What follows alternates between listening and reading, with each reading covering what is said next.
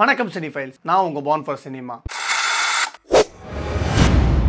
இன்னைக்கு நம்ம பார்க்க போற படத்தோட review Ballerina from the John Wick world, directed by Len Wiseman, starring Ana de Armas, Ken Reeves, aka John Wick. From the John Wick worldன்றதுனால இது John Wick படத்தோட continuity இல்ல, John Wick ஓட ஒரு ஸ்பின் ஆஃப். John Wick franchiseல இது ஒரு தனி படம், தனி கதை தான். ஸோ இந்த படம் பார்க்க நான் John Wick படம் பார்த்துருக்கணுமா அப்படின்னு நீங்க கேட்டிங்கன்னா அவசியம் இல்லை. ஆனால் உங்களுக்கு அந்த தேட்டரிக்கல் மூமெண்ட்ஸ், மாஸ் மூமெண்ட்ஸ் எல்லாம் நீங்க என்ஜாய் பண்ணணும்னா கண்டிப்பா John Wick படம் பார்த்துருக்கணும். அப்பதான் உங்களுக்கு அது அண்டர்ஸ்டாண்ட் ஆகும், புரியும், நீங்களும் என்ஜாய் பண்ண முடியும். இன்னொன்று, John Wick படத்துல அது ஒரு தனி வேர்ல்டு, கேங்ஸ்டர்ஸ் இருக்கிற ஒரு இடமே ஒரு தனி இடம், அவங்களுக்குன்னு ஒரு ரூல்ஸ் அந்த மாதிரி இருக்கும். ஸோ அதெல்லாம் புரியணும்னா நம்ம John Wick படம் பார்த்தா தான் இதுல புரியும். John Wick படம் பார்க்காதவங்களுக்கு அந்த படத்தோட கதையை ஷார்ட்டா சொல்லிடுறேன். John Wick மொத்தம் 4 பார்ட் இருக்கு. ஃபர்ஸ்ட் பார்ட்ல இது எதுவுமே வேணாம்னு 5 வருஷத்துக்கு முன்னாடி விட்டுட்டு போன John Wickோட ஒய்ஃப் இறந்து போறாங்க. அவங்க இறக்கிறதுக்கு முன்னாடி அவருக்கு ஒரு பப்பியை கிஃப்ட் பண்றாங்க. அவரும் அந்த நாய் மட்டும் வாழ்ந்துட்டு இருக்காங்க. ஒரு பெரிய கேங்ஸ்டரோட பையன் John Wick யாருன்னு தெரியாம சும்மா இருக்கிற John Wickை வம்பிழுத்து அவரோட நாயையும் கொண்டுட்டு அவரோட காரையும் திருடிட்டு போயிடுறான். அதனால அவனை தேடி கண்டுபிடிச்சி அவனை கொலை பண்றாரு. இதுதான் ஃபர்ஸ்ட் பார்ட்டோட கதை. ஸோ ரிட்டையர் ஆன John Wick திருப்பி அந்த கேங்ஸ்டர் வேர்ல்டுக்குள்ள வருவார். செகண்ட் பார்ட்ல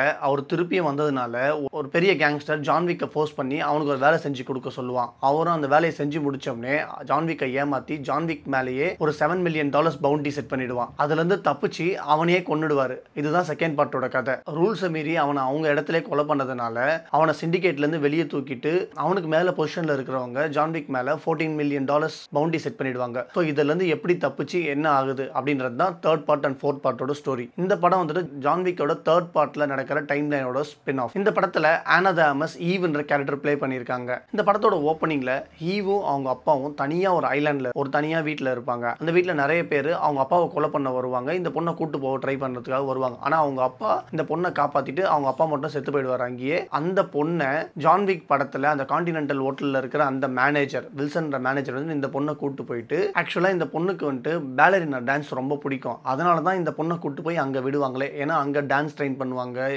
எல்லா விதமான ட்ரைனிங்கும் கொடுப்பாங்க. ஈவ் அங்க போனதுக்கு அப்புறமா டான்ஸ் கத்துக்கிறது இல்லாம மற்ற எல்லா ட்ரைனிங்ஸுமே எடுப்பா. கன் ட்ரைனிங், ஃபைட்டிங், குங்ஃபு, ஸ்வாட் ஃபைட்டிங், இது எல்லா ட்ரைனிங்குமே எடுத்து வெயிட் பண்ணிட்டு இருப்பா எப்போ அவ ரெடி ஆகி அவங்க அப்பாவை கொன்னது யாருன்னு கண்டுபிடிச்சி ரிவெஞ்ச் எடுக்கிறதுக்கு. இதுதான் அந்த படத்தோட கதை. அவங்க அப்பாவை கொன்னவங்களை கண்டுபிடிச்சி ரிவெஞ்ச் எடுத்தாலா, யார் அவங்க அப்பாவை கொன்னாங்க, ஸ்டார்டிங்ல எதுக்கு கொன்னாங்க, இதுக்கு நடுவில் John Wickக்கும் இவளும் எப்படி கனெக்ட் ஆகுறாங்க, John Wick இவருக்கு எப்படி ஹெல்ப் பண்றாரு, இதுதான் இந்த படத்தோட கதை. இது ஒரு நார்மலான ரிவெஞ்ச் ஸ்டோரி தான், நம்ம நிறைய படத்துல பார்த்த ஸ்டோரி தான். ஆனா இந்த படத்தோட மேக்கிங்கும் இந்த படத்துல பண்ணிருக்க ஆக்ஷன், கோரியோகிராஃபி, சினிமாட்டோகிராஃபி எல்லாமே பயங்கரமா இருந்துச்சு. அதுவும் இல்லாம Ana de Armasோட பெர்ஃபார்மன்ஸ் சூப்பரா இருந்துச்சு. அவங்க ரெண்டு பேரும் மீட் ஆகிற சீனு, John Wick வர சீனு, அது எல்லாமே பயங்கர மாசாவே இருந்துச்சு. இது ஒரு must watch theatrical experience film. கண்டிப்பா தியேட்டர்ல பார்க்க ட்ரை பண்ணுங்க. ஏன்னா இந்த படத்துக்கு பண்ணிருக்க சினிமாட்டோகிராஃபி ஒர்க் தியேட்டர்ல பார்த்தா ரொம்ப சூப்பரா இருக்கும். ஆக்ஷன் கோரியோகிராஃபியும் அந்த படத்துல வர ஆக்ஷன் சீன்ஸ் எல்லாமே தியேட்டர்ல பார்த்தா சூப்பரா இருக்கும். நிறைய தியேட்டரிக்கல் மொமெண்ட்ஸ் இருக்கு. இதுக்கப்புறம் இந்த வீடியோல லைட்டா ஸ்பாயிலர்ஸ் இருக்கும். ஸோ ஸ்பாயிலர்ஸ் வேணான்றவங்க டைரக்டா படம் பார்க்கலாம். இதோட நீங்க வீடியோ ஸ்கிப் பண்ணிக்கலாம். இந்த படத்தோட ட்ரெய்லர்லேயே காட்டியிருப்பாங்க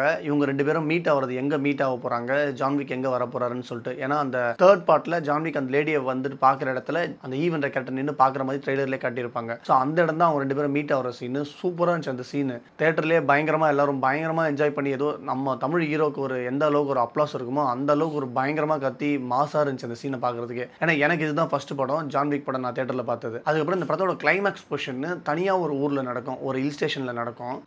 அந்த ஊரை காட்டுறது வந்துட்டு செமையா இருந்துச்சு. இந்த தீரன் அதிகாரம் ஒன்றுல ஒரு ஊருக்கு போய் அவங்க மாட்டிக்குவாங்களே, அந்த மாதிரி ஒரு ஊரை ஹாலிவுட்ல காட்டினா எப்படி இருக்கும் அந்த மாதிரி இருந்துச்சு இந்த சீனே. ஆக்சுவலா கில் பில் படத்துல எந்த அளவுக்கு ஒரு ஆக்ஷன் இருக்குமோ அந்த அளவுக்கு இந்த படத்துலயும் ஆக்ஷன் இருக்கு. ஆனா மேக்கிங் அந்த மாதிரி இல்ல. மேக்கிங் இதுல டிஃபரெண்டா இருக்கும். ஆனா அந்த அளவுக்கு இதுலயும் ஆக்ஷன் இருக்கு. ஆக்சுவலா இந்த படத்தோட கதை வந்துட்டு ப்ரெடிக்டபிளா தான் இருக்கும். ஆனா இந்த படத்தோட ஸ்கிரீன் பிளே, மேக்கிங் அதெல்லாம் வந்துட்டு ரொம்ப சூப்பரா பண்ணியிருந்தனால ஒரு இடத்துல கூட போர் அடிக்காம சீன்ஸ் டக்கு டக்கு டக்கு டக்குன்னு மூவ் ஆயிட்டே இருந்த மாதிரி இருந்துச்சு. எங்கேஜிங்காகவும் இருந்துச்சு. ஆக்சுவலா இந்த படம் போன வாரமே ரிலீஸ் ஆயிருக்க வேண்டியது. நம்ம ஊர்ல ஒரு பெரிய கேங்ஸ்டர் படம் ரிலீஸ் ஆனதுனால இந்த படம் அடுத்த வாரத்துக்கு தள்ளி வச்சிட்டாங்க. ஆனா உண்மையிலேயே இதுதான் ஒரு ஹை ஆக்டேன் பர்ஃபெக்ட் 100% கேங்ஸ்டர் படம், ஆக்ஷன் படம். இந்த படத்துல Ana de Armas சண்டை போடுறாங்கன்னா அது நமக்கு நம்புற மாதிரி இருக்கு. ஏன்னா அதுக்கு முன்னாடி அவங்க ட்ரெயின் பண்ற சீன்ஸ், அவங்க எப்படி அதுக்கு ரெடி ஆகுறாங்கன்ற சீன்ஸ் எல்லாம் வந்துட்டு அந்த ட்ரைனிங் சீன்ஸ் எல்லாம் நமக்கு பார்க்கும்போது ஓகே உண்மையிலேயே இந்த கேரக்டர் சண்டை போடும் அப்படின்னு நமக்கு நம்புற மாதிரி இருக்கு, அதுக்கான எமோஷனும் இருக்கு படத்துல. இந்த படத்துல சீக்வன்ஸா வர ஃபைட் சீன், படமே ஃபுல்லா ஃபைட் சீக்வன்ஸ் தான். அதுல சீக்வன்ஸா வர ஃபைட் சீன் சூப்பரா இருந்துச்சு. ஃபர்ஸ்ட்